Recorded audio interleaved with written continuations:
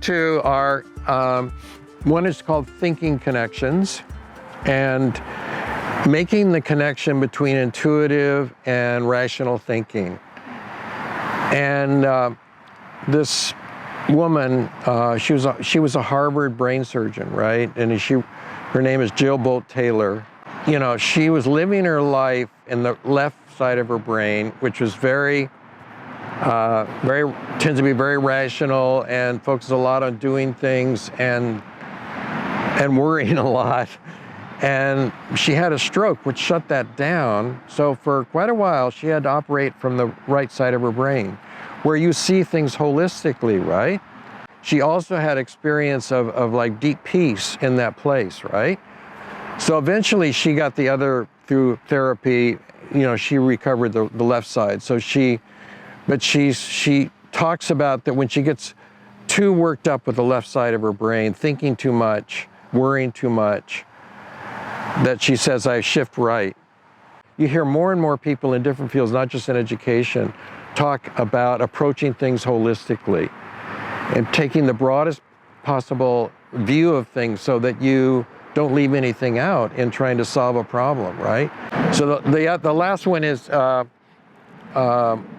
making connections between subjects, seeing the relationship between different kinds of knowledge, right? You know, good thinkers in all different areas see relationships between their field, whatever it is, and other fields, right? The whole idea is that you start to see the interconnectedness of things, right? And then and I think again, that's really how I got into it, was in meditation. I think you begin to see how things are interrelated, right? How interconnected they are. And it was out of the meditation, I think, came the holistic curriculum. I started meditating in 1974, and then I wrote the holistic curriculum in 1988. Well, I've been meditating for 14 years, and I'm just confident that my practice had given me that understanding that I could write about, right? Yeah. Again, the more that you can see things interconnect, it spreads into your life, right?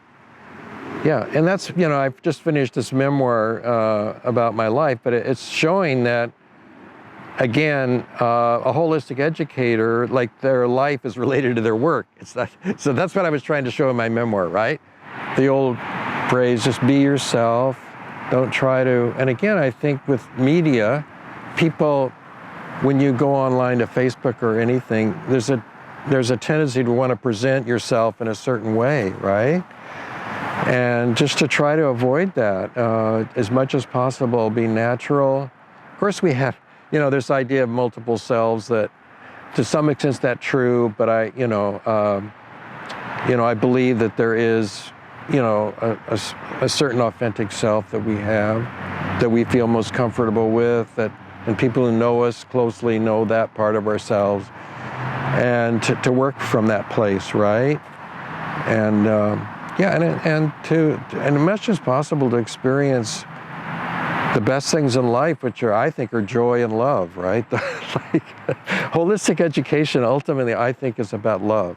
So I've written a book on love too, right? So yeah, I wrote a book called Love and Compassion, and I talk about 8 forms of love. I talk about self-love, and then there's personal love, and then there's impartial love. And then there's love of learning, and there's love of beauty, right? So, and then there's cosmic love, right? So I talk about each of these and how a teacher can try to bring them in, you know, to work, yeah.